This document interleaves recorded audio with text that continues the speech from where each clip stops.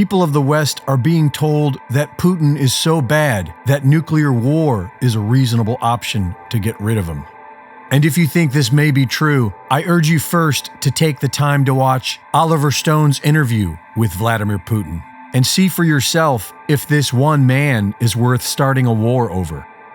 The mainstream talking point is that Vladimir Putin is a killer because he was in the KGB. But what they won't tell you is that he resigned from the KGB because he did not agree with their methods. He described communism as a blind alley, far away from the mainstream of civilization. He is a patriot of old Russia, the 1,000-year melting pot of many cultures, and for his entire leadership has sought peace with NATO. For a brief moment, it looked as if President Reagan and Mikhail Gorbachev were going to end the mutual assured destruction arms race between the two countries. But by the time Putin got a seat at the table, the mood had changed. Putin tells us that President Clinton tried persuading him to join the U.S. in leaving the Anti-Ballistic Missile Treaty of 1972, citing an ambiguous threat from Iran as an excuse. Президент Клинтон, он, насколько мне известно, представитель демократической партии, без всяких оснований, потому что есть угроза со стороны Ирана. Putin suggested that if they were to abandon this foundation of arms control, then they should develop a new anti-ballistic agreement. Я должен сказать, что мы предложили работать над системой противоракетной обороны совместно. Соединенные Штаты, Россия и Европа.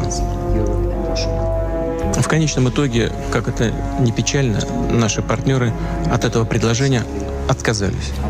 The United States had other plans, and after 9/11, President Bush announced that the U.S. would withdraw from the Anti-Ballistic Missile Treaty. After doing this, the U.S. then began developing missile systems around Russia's borders. Это будет означать не что иное, как еще один виток в гонке вооружений. Putin has been assisting the United States in the war against terror and has seen how the U.S. have been using terrorist groups against Russia. На мой взгляд, важная вещь. У нас сложилось абсолютно устойчивое мнение тогда, не нам, тогда, что наши партнеры американские на словах говорят о поддержке России, говорят о готовности к сотрудничеству, в том числе в борьбе с терроризмом, а на самом деле используют этих террористов для раскачки внутриполитической ситуации в России. When U.S.-backed terrorists in Georgia attacked South Ossetia, Russia moved in to defend civilians, and the American media spun it as if Russia was the aggressor. When an overwhelming majority of Crimeans voted to join Russia, the Western media spun it as if Russia had coerced them. In 2012, the U.S. State Department openly meddled in Russia's elections, and in 2014, they orchestrated a violent overthrow of the Ukrainian government in plain view.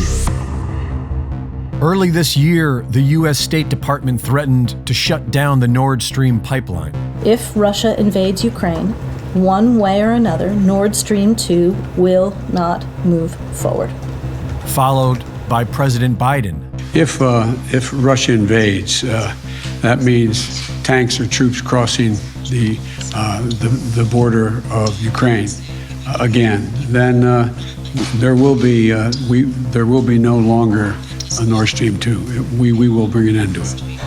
But how will you do that exactly, since the project and control of the project is within Germany's control? We will, I promise you, we'll be able to do it. And now it appears as if the U.S. has done it, as the State Department brags about it. While NATO desperately seeks world domination, the Russian Foreign Ministry has built an alliance with the majority of the world, an alliance backed by sound money that respects national sovereignty and strives for world peace. At this point, it seems fairly obvious that if Americans don't wake up to the fact that they are no longer the good guys, then they stand to lose all the freedoms that America used to stand for. Reporting for InfoWars, this is Greg Reese.